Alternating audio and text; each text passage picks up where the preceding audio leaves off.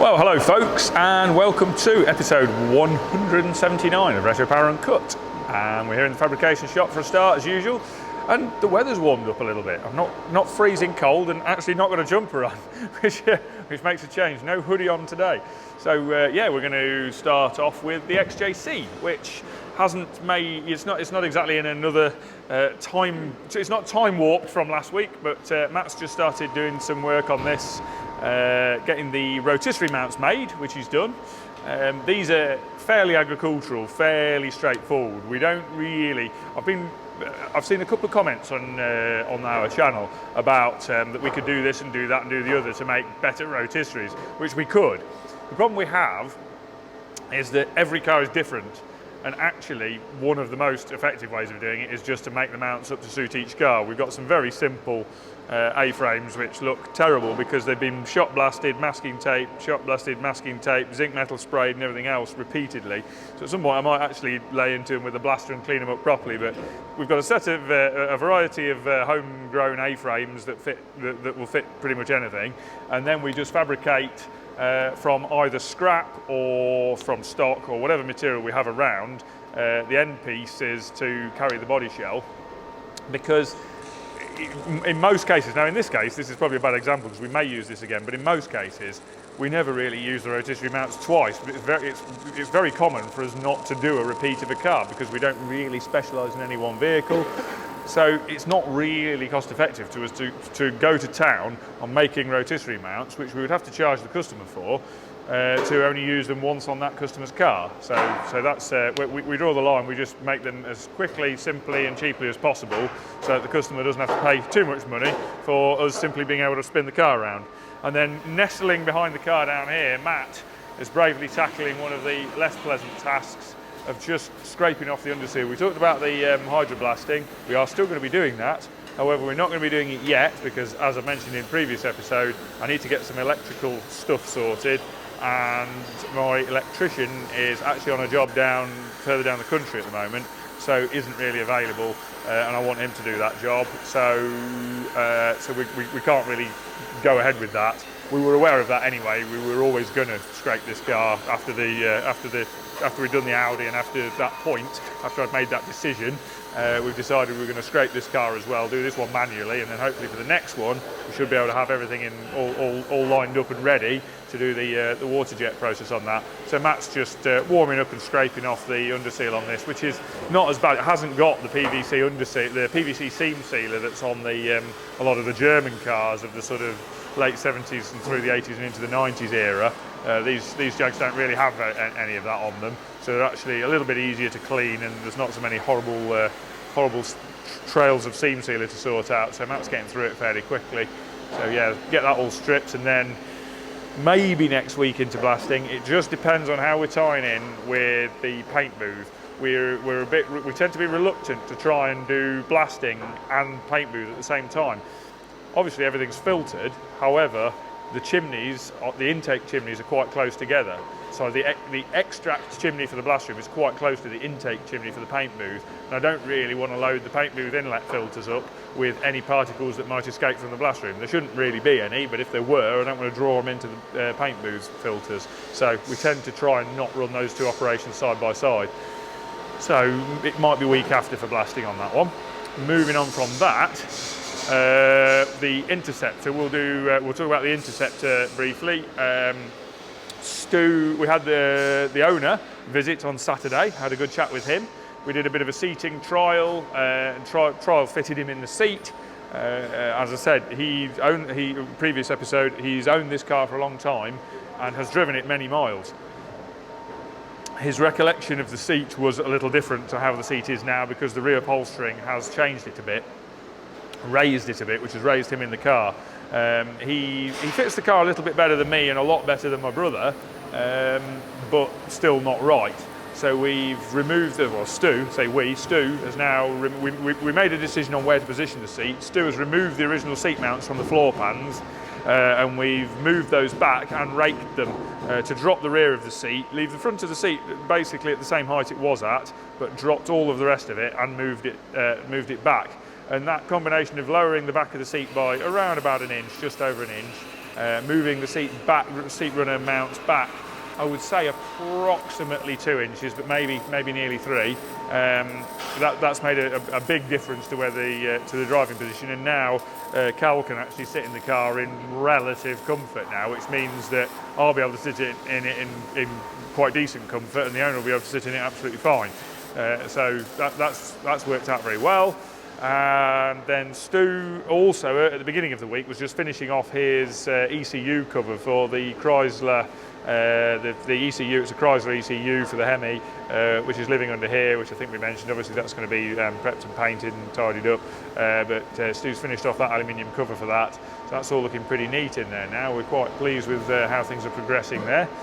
So that's pretty much where we're at on that. Stu's done a bit of mocking up with heater hoses and trialling lengths, and also working out getting the fittings sorted out for fitting the heater hoses into the heater matrix feeds and getting the elbows on those, and basically generally working out the routing and getting everything lined up there so that we know everything's going to fit there.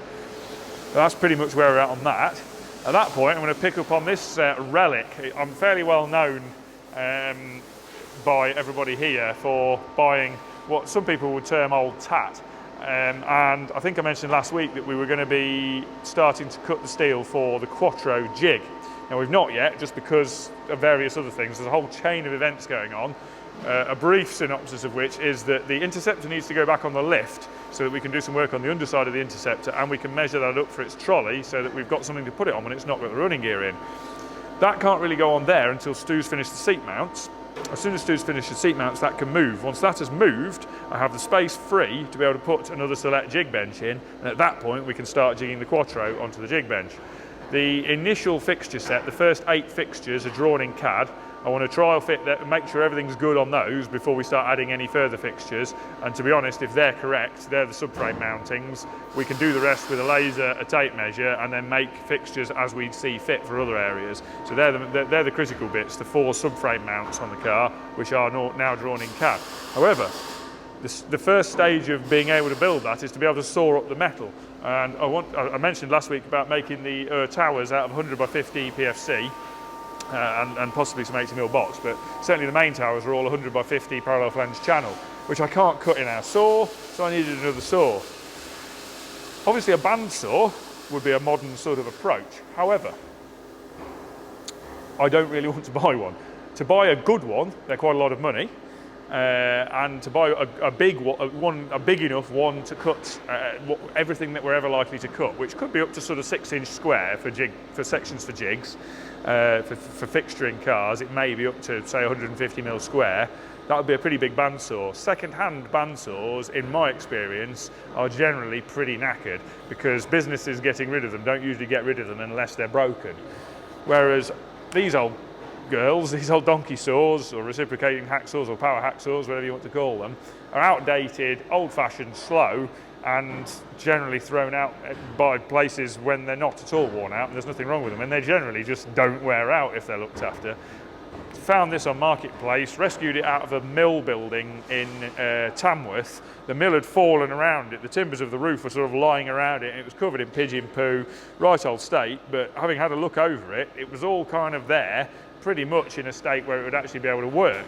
So yeah, we got it back, jet washed it all off, steam cleaned it all off, got all the rubbish out of it, cleaned it up, I rewired it, got the wiring on the controls sorted out, fired it up, all good there, tested the motor before I did that, I hasten to add, everything tested out okay on the motor, all good there, everything ran, nothing was seized, even the coolant pump worked, everything worked there. We had a bit of a glitch with the hydraulic drop, the hydraulic controls for the raise and lower on the bow. But I've just stripped the cylinder down this morning, sorted that out, remade some controls on that, so that's all working. So now it's working, so I just need to get some blades for it, which I'll order shortly after doing this video. And then next week we'll be able to start cutting up the steel. But yeah, it's all, I hasten to add, before the health and safety police get on to me, I will be putting the guards on here. They're just off at the moment, so we can actually work on it. But nobody's going to stick their fingers in it right this moment. So yeah. The machine is it's a Qualters and Smith. Oh gosh, we're pouring water everywhere. Hang on, we're pouring coolant around. It's a Qualters and Smith QSH 10-inch. It'll cut 10-inch by 6-inch rectangular solid if you wanted it to. It's the biggest machine that Qualters and Smith made. It's hydraulic lift, hydraulic drop, so that's going up now. If I flick that control, and that'll start to go down. It's got a kick function, so each time it cuts on the back stroke, lifts on the forward stroke, so it takes the pressure off the teeth on the blade, and then you've got a control there which now works as of taking it apart and fiddling with it this morning. That's your feed control, and then up and down control. Simple as that. All working, 2-speed motors at star delta, so it works in 2-speed. Yeah, all fully functional. So we now have a machine. Sorry, there was another little, going off on my usual side tracks and tangents. There's another thing of relevance to the choice of the hacksaw, which I hadn't mentioned. I mentioned about the fact that they're generally less worn out than bandsaws because they're built so strong, very old-fashioned, and generally in recent years have been discarded by companies changing over to new bandsaws because these are quite slow. The other big advantage of these is they will cut absolutely straight. Once you have the vise set and the play out of the bone, I mean this machine's got absolutely no play in it at all. Once you have the vise set, they will cut absolutely true and square, or almost perfect. So for cutting machining stock, they're really good. For cutting lumps, people still use them for cutting up lumps of tool steel. But the other beauty for us is that we'll be able to cut the channel sections for the fixtures exactly square, which just makes doing the fabrication a lot easier. If you know you're starting with exactly square cuts, makes life a lot easier when you come in to set everything up. So yeah, quite pleased with that. That was that set me back the sum total of £100. So plus a bit of time in getting it running, plus a day and a half of fiddling around getting it running. But yeah, pleased with that. Good to give an old half-ton of iron another chance at life. So yeah, very happy. Moving on from that, back to cars. God, goodness forbid we'd be talking about cars, but we'll go over to an Allegro, where there's lots of progress on both ends. I'm going to quickly talk about this end, and then I'm going to hand over to Bobby to talk about the front. On the back, Tom has got this inner arch sorted now. He's got the profile done. It's a little bit fiddly getting around this shape, as you can see there. Carbon will be bonded to that face there, which is why we've got a nice area there. The quarter will be bonded to that. But obviously we're going to blast this, we're going to blast and zinc metal spray the car without the quarters on, because obviously we can't blast it once it has the carbon parts on. So yeah, Tom's got that inner arch done. The lower section we will do after bonding the quarters on. There'll be a small section bonded in at the bottom, because that's giving us the access to the fixings which will hold the actual lower part of the quarter panel into place. All of this will be panel bonded in place with it's a material we get from Wayside Adhesives, but it's a panel bonding adhesive suitable for composites and metals. It's a structural adhesive commonly used building cars, holding parts of monocoque body shells together. That's what it's designed for. Then on the back of the car, Bobby's done the apertures in the back here for the battery one side, and actually I think the subwoofer's going in the aperture the opposite side. So he's made the returns for those, got those TIG welded together, and then got those spot welded in place. So that's all done now. And then there'll be some sections that drop into these, some boxes that drop into these to actually hold the battery and the subwoofer. Those can't go in at the moment. Again, until the quarters are on, we need those to go in afterwards. So he's made a little mock-up box as a trial piece. But that can't be finished until the quarter panels are on. So the next step on there really is getting the rear valance on, but that's just awaiting the other inner arch to be done, which Tom's working on now. I think Tom's probably, if I come round here, his step-by-step on this, he's done a flange, folded flange, which is profiled to follow the line of the body, and then he's taken measurements on his pad here, which are from stations around the wheel arch. He's marked out the stations around the wheel arch, then done measurements perpendicular to that out to the inside of the carbon fibre quarter, so he's got something to take a profile from, and he can make a profile up to match that, which, you stay there, Jamie, I'm not sure if that's this one or not, but that's the type of profile that he would make from that, and that might be the other side, but cardboard profile from that. And then he can actually lay that out onto a piece of steel, check it with the cardboard. If that looks right, then he can lay that onto a piece of steel.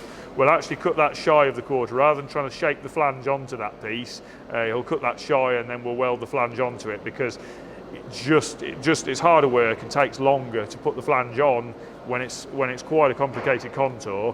it's harder work to do it that way than make the flange separately, line the two up and cut the two together and weld them together, which is what we've done the other side, and that's what we'll do this side as well. It's actually going to be pretty much two pieces this side. There'll be a small piece attaching it together in the middle, but there'll be a large piece of inner arch coming round that will fade to almost nothing there because of the fuel filler, and then it'll come back out to a significant inner tub again out to here.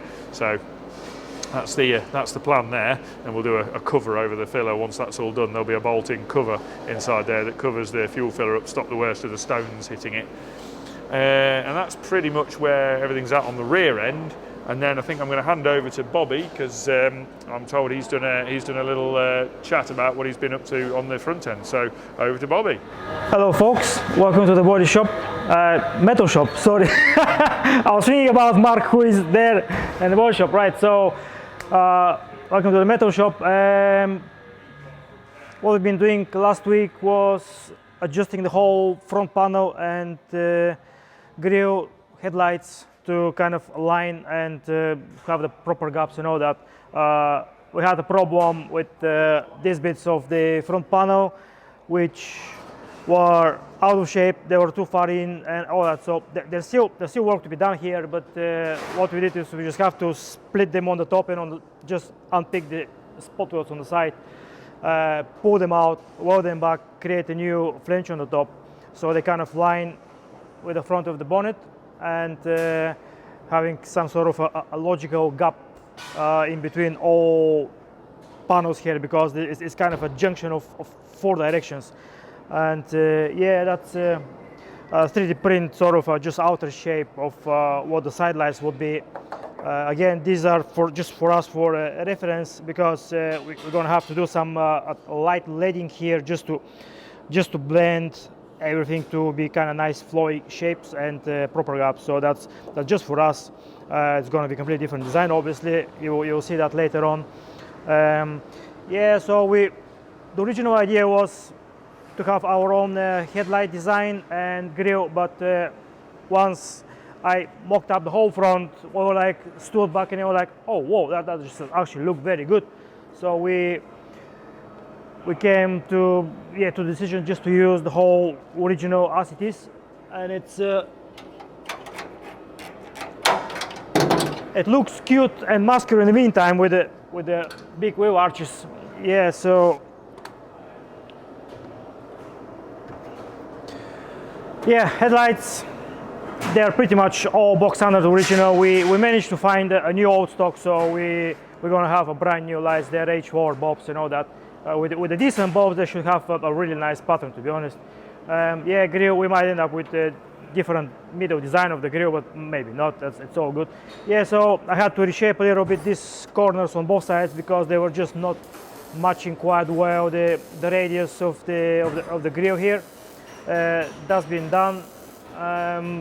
Yeah, the bonnet was not actually having, the bonnet had a little flat spot on both sides. Pretty much it was just curving in nice, and there just following the wings, and then from there it was just going flat. So we reshaped the bonnet. Matt helped me with this a little bit. So we shaped the bonnet here, also here just following nicely the scuttle panel as well. We've done that, and I think we are pretty much, apart from the leading, pretty much the front is butted up, I would guess. Yeah, that's we'll sort out the grill vents here, and this air ducts.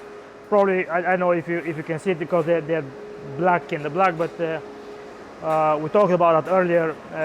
So we have just 3D printed ones. I mean, to be honest, we might end up actually having the backs 3D printed, and we'll have a machine billet pieces which will match the honeycomb on the front grill, kind of look the same. So that needs sorting out, just purely access of screwing both of them, because we don't like to have visible screws, especially in the front. And so we'll try to make them in a way that when they're assembled, you have only a couple of screws in the back, and you're not going to see anything in the front apart from the actual grill design. Yeah, that's it, I would guess, for me. That was me doing last week all these things, and I'll see you next week. Right, well, thank you, Bobby. And we're going to move on from Allegro at that point. I'm going to move away, let Tom get on with what he's on with. potter over here, and I'm going to gesticulate in the direction of the body shop, but I'm going to hand over to Mark again, because Mark's done a roundup of the goings on in the body shop this week. There's quite a lot of things, progress on a lot of fronts really in there, so I shall hand over to Mark and let him talk about that. All right, everybody. So yesterday we got the M3 panels, well, the first 4 panels painted. It's not primer. It's Grigio di Campo or something, like Gino di Campo, a Porsche colour, well, similar to Nardo Grey. So yeah, we've got the first 4 panels painted. Next in line is the back bumper, front bumper, bonnet and boot lid next. Then we've got to paint the bonnet and boot lid, let it cure off, flip over, mask, and then we've got a matte clear, yeah, the carbon, the exposed carbon on the inside to make it fresh. And then hopefully we'll get the challenge. Shell's just having a few little tweaks on the steering column, and it should be in here by hopefully Thursday. And then we're almost there. Side skirts next, little bits like hinges, etc. And then that's a wrap. Finally been back on with Churchill. Wet flat in 800, almost there now. I'll probably have to get the creeper out, get down and do all just the low bits round. Then it should be mask up. I'm going to paint the engine bay first, because it's going to be a right nightmare trying to get past these wings and in. Underneath, not much area to get in. But yeah, so that's almost there. Now I've got to jump off this. I've got to get onto the carbon panels for Project 1. Sort these out for paint. Just only a little bit of prep work. They're quite good really from KS. So yeah, get that sorted. Underneath will be the satin carbon finish. So yeah, should have the boot lid through today for it. Get that sorted.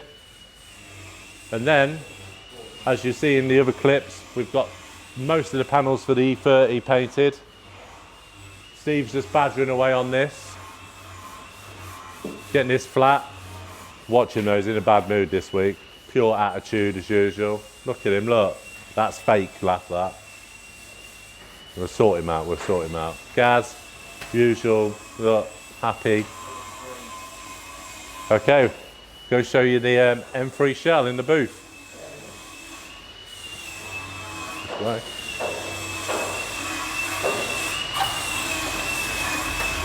Okay, yesterday got this painted.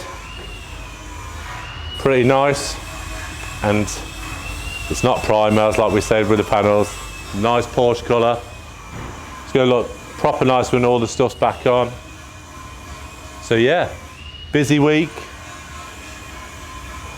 So hopefully next week get this polished and crack on. Right, well, thank you, Mark, and I'm sure he's covered everything extremely well in there, gone through everything again, and we will pick up a few questions actually at that point, because it's been a reasonably short spin through the workshop this side, so I'm going to put my coffee out of the way and just pick up a couple of questions. One of them, which I remember off the top of my head, was a comment I saw. I think I may have actually answered it on the comments on YouTube, but I've just had a look and I can't see my answer, so maybe I didn't, which was regarding the fixtures for the Quattro, and there was a comment saying presumably we would be invoicing the customer for making the fixtures for the car, and if so, would they be his at the end to take away? Yes and yes. Yes, we will be invoicing the customer for making the fixtures for the car, and yes, they would be his to take away at the end, although in our experience that's very unlikely. However, the benefit of him owning those fixtures is then if the car, God forbid, was ever in an accident and needed to be straightened, he already has the fixtures. It needs to go on a select bench. It could go on the select bench here, or he could take the fixtures and go to somebody else with a select bench. All I would say is you'd have to, would need to bear in mind that the fixtures are only the upper part, the towers. I don't know if you'd be familiar with the way the select system works, but basically you have a jig bed, the basic heavy metal base with lots of holes in it, and then you have a set of beams that bolt to that base, which give you another set of holes on different increments, and then you have a set of towers, which are normally a cast steel tower that Cilette supply, that they then bolt to the beams, and then they take a 40mm round solid pin, and then the fixtures normally go onto that pin. Now, Cilette have done a system called the Chameleon more recently, where there's the tops of those towers are actually adjustable. Sorry, no, the bottoms of those towers are on a 2-axis slide, which means that the fixtures on the top can be greatly simplified, and it makes the fixtures more universal. So that's something that Cilette have done. We don't own that.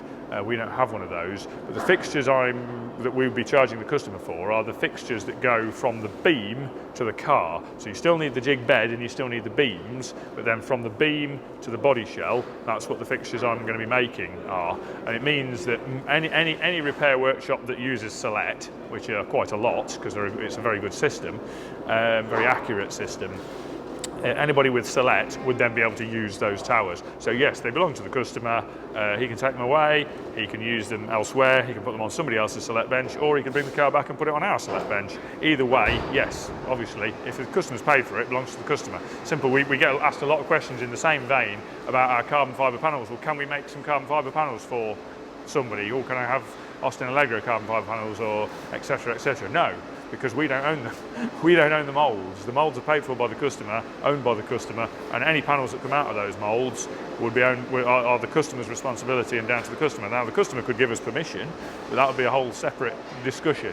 But certainly anything the customer's paid for is their possession. So no, I can't make panels for anybody else out of customers' moulds because I don't own them. So yeah, that clears that one up. And then the next question was I've picked one at random here. Somebody, I noticed a comment from the Spatchist. This was 3 days ago. Hole sawing the dash. Have you considered slug punches? Greenlee and others do a hydraulic version, gives a clean finish. Yes, I have. In fact, we own one.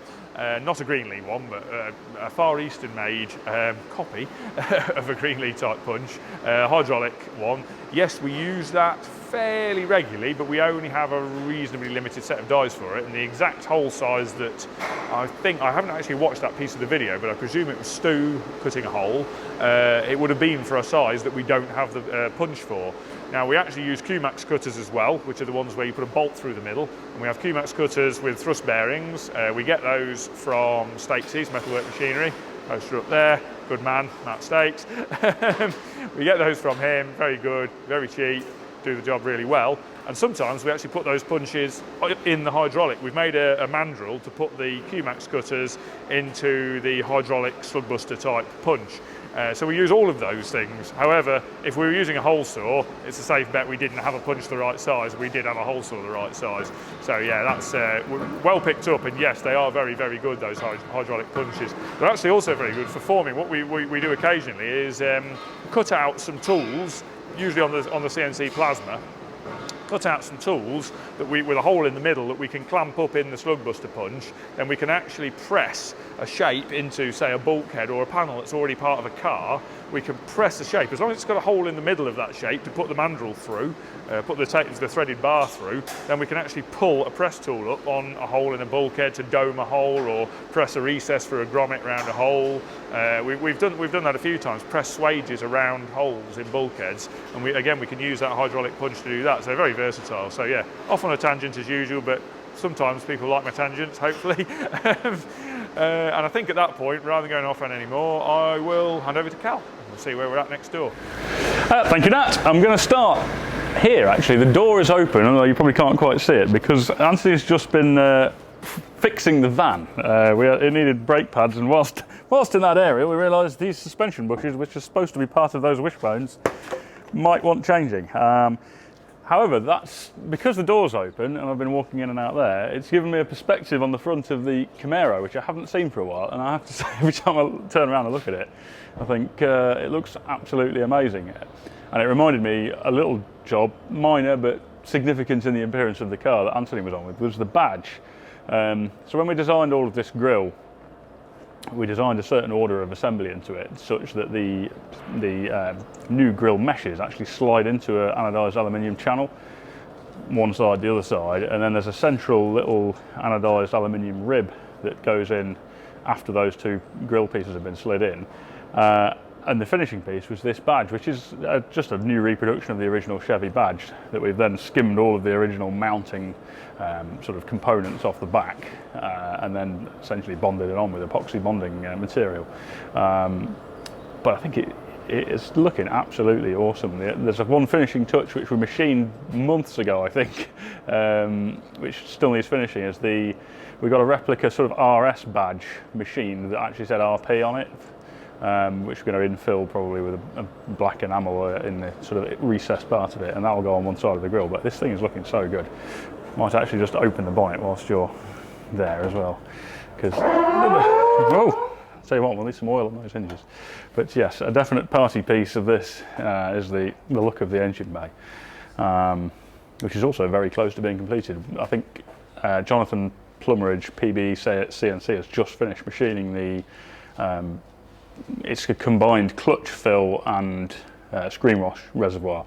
The two parts on this, originally on the brake reservoir, it's sort of front and rear circuit. On this one we've separated it completely, and they actually feed down to a big screen wash tank underneath and then through to the clutch master cylinder. But he's finished machining that, and I think he said that was posted today, so it should be with me tomorrow. That'll go away for anodising, and that's kind of the finishing touch in the engine bay then. So yes, this is looking pretty special, and I believe Dean's just finished the seats, so watch this space on that. We'll have a wander over this way. A lot of Escort related stuff. Might have to meet you around there, Jamie. A lot of Escort related stuff going on this week. So all sorts of prongs of progress on this. Gibbo's been working on a lot of the interior, so he's got the parcel shelf in for the final time now. Dean, I think we showed him doing the cage stitching last week. We've been offering up all the rear trim panels, so the rear floor panels, the rear bulkhead panel. Before we button that up completely, we need to set up the audio system, because the USB cable that I use to program the amp is accessible under the rear floor panel. Might think programming amp, that sounds an odd concept, but on the Audison digital amps that we've used in here, each channel is fully programmable in terms of band pass filters, so you can do a high pass, low pass filter, basically shape the frequency range on every channel completely. And we're using that on this car such that we've got tweeters on the dash, mid-range drivers in the doors, bass drivers in the back. And rather than any sort of physical crossover unit being a device that filters higher or lower frequencies out. So traditionally, if you were feeding a separate tweeter and mid-range driver, you'd have a crossover in there on the tweeter that basically filtered out all the low frequency sounds to the tweeter, so it just deals with high frequency. Because we can program all the amp channels in terms of the frequency range, we don't need any external crossovers. Each speaker is wired to a separate channel on the amplifier. So each speaker has its own amplification circuit, and each of those circuits is programmable for what frequency range you allow. So I spent probably a couple of hours in there the other day listening to a variety of music, trying to roughly tune the audio. Obviously some of it's subjective, so there'll be some fine tuning at the end. But we wanted to get that done so we could button up all the interior trim panels in the back. We're just waiting on something which I'll put my hands up, I completely forgot about. We need to do some leather pieces that go over the rear arch tubs inside, and they need to go on before all the interior trim panels, and I literally was going to put the interior trim in and realised I hadn't done them. So we took a quick pattern and sent that to Dean. He's making those now, and he's also now got all of the 3D printed cage corner finishes, so he'll be leathering those. Gibbo's moved on to the boot carpet, so that can go all in for the final time now. It's just gluing the side sections at the minute, but there is nothing holding us up on that anymore. The carbon panels, which I just got last week, I can't remember, I think you might have seen me bonding the inners to the outers last week. That's all gone well. Bonnet was fine, that's now through with the guys to paint, so that's going to be painted outside and satin lacquer on over the carbon weave on the inside. Boot lid, I think subsequently to last week's video, we've now finished the bonding on that. We just needed to go around. I was nervous, front and rear to be fair, about any of the epoxy bonding stuff oozing out of the side and getting on anything. So I played it a bit safe on the bonding material, left it quite far in from the edge of the skins. and consequently there was a few little gaps visible in the sort of edge when you looked at the edge between the inner and outer. So I've been around with some epoxy again, just filling those gaps, let that go off, sanded all the edges now to get the gaps perfect around it, and then that is now also through with the guys. Adam in the meantime was looking at the boot latch and lock, so it's using the original Escort latch, but we're machining our own lock mechanism for it. We want to use a different, we're basically using a slimmer, newly available lock. Same one we've used in the driver's door, which is in the actual push button on the door. It's a Jag lock barrel assembly, so we're making a new housing in the boot to take that modern, newly available lock, and it also means we can have a matching key for everything. And we're just machining a little bush, so rather than the pivot rod just rotating in the latch housing, which it normally does, we're putting a little bush in there, so it's rotating in a bush, and just machining our own little cam that opens the boot latch mechanism. So that's in progress. And then bumpers, I've just been on with those, so I've got a sort of mock-up of the brackets we're going to do for the bumpers. Now the bumpers are actually a newly available off-the-shelf fiberglass version of the original bumpers. Bumpers are a bit of an odd subject on this car. In fact, we have a walk around to the front. If you go that way, and perhaps face back this way. Yeah, I mean, on the surface of it, they're terrible. They really don't fit the shape of the car whatsoever. In fact, a few times, I think when we've worked on Mark 1s before and I've been working on the bumpers, it's taken me a while to work out which way up they actually go, because they just don't seem to follow the profile of the body, front or rear. However, there is something kind of inseparably Mark 1 Escortish about the shape of them, and I have to say, if we were designing our own bumper, I'm not quite sure what we'd do. I mean, the natural thing is to make them maybe a little bit slimmer and follow the profile of the body a little bit better, but then you end up with quite a well squared off corner, because the body is much squarer on the corner than the bumper, which is the fundamental fault you would pick with the shape of these bumpers. So I think at the moment what we're going to do is we're mounting up these fiberglass reproduction bumpers. They're going to be smoothed and painted satin black. We've reinvented the way they're mounted, so you've got a lot of adjustment. Also, there is no bumper irons or slots for them on this front panel anymore because of the way we've done the structure behind for the dry sump tank, etc. We knew there was never going to be a bumper iron in the traditional way, so I've basically done some adjustable brackets that give you sideways adjustment this way, in and out adjustment that way. And then I'm just in the process of bonding the plates that are part of those brackets to the inside of these fiberglass bumpers.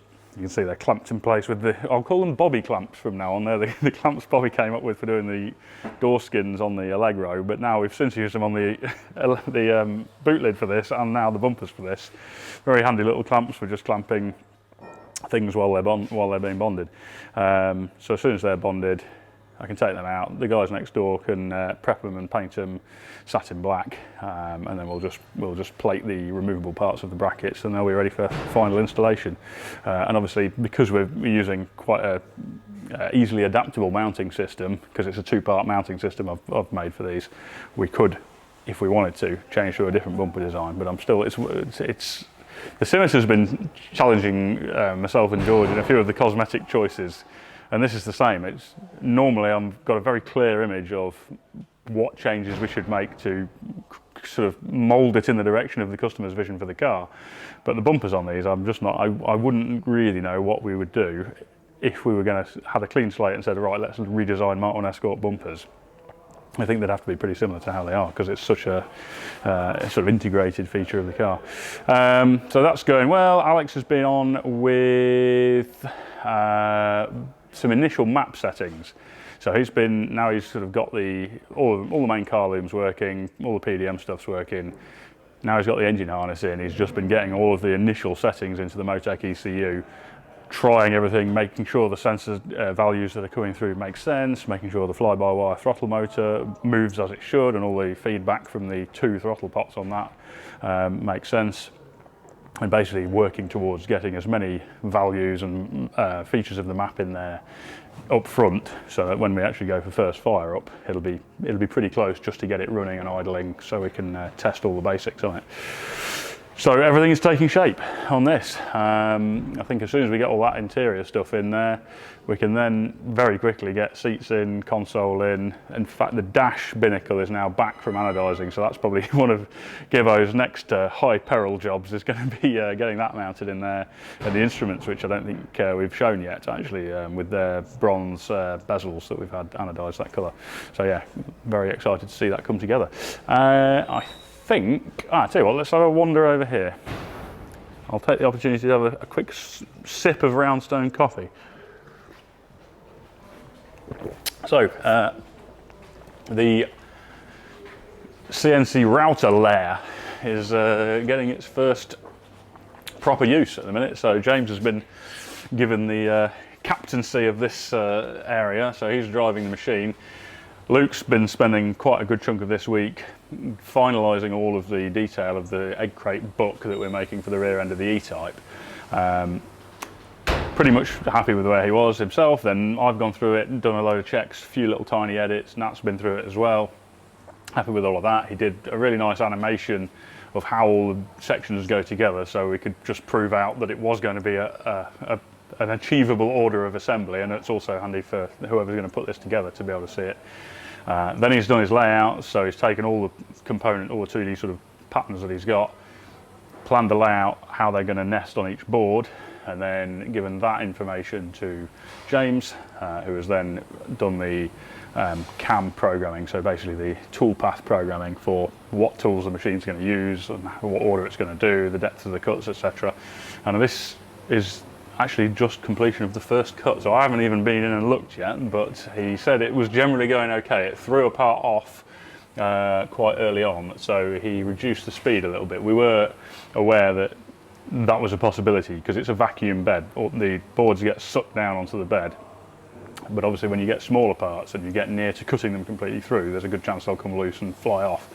And it was just running a little bit fast, so it threw a part off early on, but he dialed the speed down. Don't think it did it on anymore, so fingers crossed that's gone well. We shall find out probably next week. And then I think what I'll do now is just nip up and see George and Luke in Cad Den. And action! Clapperboard and all that shit. Right, so carrying on with what Luke has been up to, and as if by magic I've transferred up to the CAD layer. So Escort, something I don't think we did show last week. We may have showed the mirrors going together, but we didn't show them, I don't think, fitted to the car. And one of the things that we did in the final stages of getting ready to do that was to print some spreader plates to go on the inside of the door. So where the mirror's bolted on, it's on a curved section of the door, and that curve is machined into the mirror itself. But obviously where the head of the bolt goes from the inside of the door, the head's only going to be touching on a very small part of that curve. So we, using the scan that we designed the mirrors from, we also printed a little plate that goes on the inside that's the curve of the door but flat, so the head of the bolt pulls up square against it. So that was a little task. And then Allegro bonnet hinges, which is that, are you doing part of that at the minute? It's downstairs, actually, prototype. Yeah, okay, so this is an early prototype, wasn't it? Yeah. So on the Allegro, because we're hinging the bonnet differently to how it would have been on the original Allegro, Bobby kind of mocked up a very crude metal hinge just to prove out the scissor motion of it, make sure it all worked. We then did a print of that to check more precisely that the geometry worked. And then I think what's on screen now is the hopefully final iteration of that, which I think is being prepared to be printed now. Or there might be, did you say there's one downstairs already, Luke? Yeah. Yeah, so these will be tried, and if all is good on those, then they will be machined in aluminium. Do these also have little gas struts on them like the Escort ones, or is that not a thing on this one? No, not yet. Yeah. Bobby was talking about something to do with that, but okay. not yet. So undecided at the moment. So that's another thing, and then oh god, I've forgotten again. What else you've been on with? E-type bot roof You machine. mentioned that it was the little bolts in the Escort. So on the rear, on the Mark 1 Escorts, we've put the option of having harnesses in them, although they have inertia reel belts for normal road use. And on the effectively the harness bar at the back, there are threaded inserts to put eye bolts into if you want to, so you could clip harnesses in easily. And where we've leathered the cage as leather over those, we'll have to cut that through for where the eye bolts go in. but because it'll probably leave a slightly untidy cut edge, we're going to make some little finishers that screw down that you can take out by hand if you want to just screw some eye bolts in without having to crack a toolkit out, but they'll finish that area off and make it look neat so you don't see the cut edge on the leather. So that was another thing Luke's been up to, and I feel like there was one more thing as well, but my brain is scrambled. Allegro leading? Ah, that was the other thing, yes. Front of the Allegro, because Bobby's been on with fitting up all the grille and sort of finessing the bodywork around the grille on the Allegro. We're going to be making some little machined air intakes that go where the original side light and indicator units used to go on the Allegro. So, but we haven't got those made yet, but so we can shape the front of the car to a known shape and then design them to match. We've 3D printed a sort of checking jig, if you like, so we can do the metalwork up to that jig, which is just a 3D printed piece. In fact, it's got it on the screen at the minute. And then if we design the final part to be the same silhouette, same outline as that, then we know that it'll fit perfectly once all the bodywork's been done, rather than having to have the final parts now and then risking damaging them, etc. And George, meanwhile, is basically in the depths of Cimeter. So a lot of this week is basically been actually surfacing bits that were just raw scan originally. So to sort of explain that a bit more, when you import the scan data into the CAD software, it's not a perfect shape, and to be fair, the car that was scanned wasn't a perfect shape either.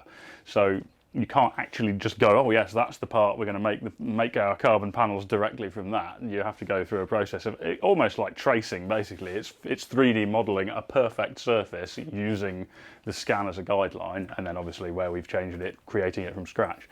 But there's a lot of time that goes in between getting something that looks roughly like you want it to look and getting something that is so perfect you could machine a tool from it, make a final panel from it, paint it, and all the reflections and everything look absolutely spot on. And that's before we even get into the detail of all of the return edges, how the glass is going to fit, all of the kind of door shut areas and everything like that. But at the minute it's just getting the shape somewhere like it should be. We've done a few options on headlights. That was another area I sort of mentioned downstairs about. The Cimeter's a tricky one because it's very small changes seem to make a huge difference to the overall look of the car, and it's very easy to start losing what fundamentally makes it look like a Cimeter. And we've done a few headlight changes, and I think George was quite keen on the one that was sort of fully covered at the top, or we did a slatted one a bit like an Alfa Montreal. But my first sort of glance at it, I love the slatty one, but I think it starts to look not enough like a Cimeter anymore. So actually the bottom one is essentially more or less the original style, but with a slightly more modern interpretation of the headlights. Now these two at the top here, this full top of the light covered and the slatted one, they look great on their own. I think it's a fantastic looking car, but in my opinion, it starts to look less like a Cimeter, and this is the fine line you've got to strike. Are we just creating a new car, or are we creating an interpretation of a Cimeter? And I think having just fired these over to the client, they were of the same opinion that it starts to lose its identity a little bit too much with some of those options. And I think I've seen some comments as well about the rear window. For the more eagle-eyed people or people familiar with the Cimeter, we've kind of almost flipped the rear window upside down. We haven't literally done that, but the rear angle of it normally comes down this way. And I'm not 100% sure on that yet. I think it looks absolutely fantastic like this. It also looks quite good with the original shape as well. So I think what we're going to do is try and get all of the rest of the detail dialed in, bumpers, the front end shape, get all the rear end sorted, rear bumpers, and then probably do a few visualizations with different rear window shapes to try and dial that in, because that's the headlights and the rear window is an area where I'm just not sure. I think we've got the arch shape nailed now, front and rear actually. We've done a lot of time, or George has done a lot of time on the fully surfacing the bonnet now, so that's an actual component rather than just a sort of just the scan data as it was last week. The roof's been fully surfaced now. I think he's just looking at the back end. So yeah, exciting to see how it will take shape. But yeah, I mean that angle there is a really good angle on the front arch there. I love that shape. So it's taking shape. It's just trying to refine the exact details. not lose the, you know, you want anybody who knows what a Reliant Cimeter is to look at it and go, oh, that's a Reliant Cimeter. But it's also got to look, well, badass, basically. And on that note, on that bombshell, we shall leave it, and we'll see you again next week.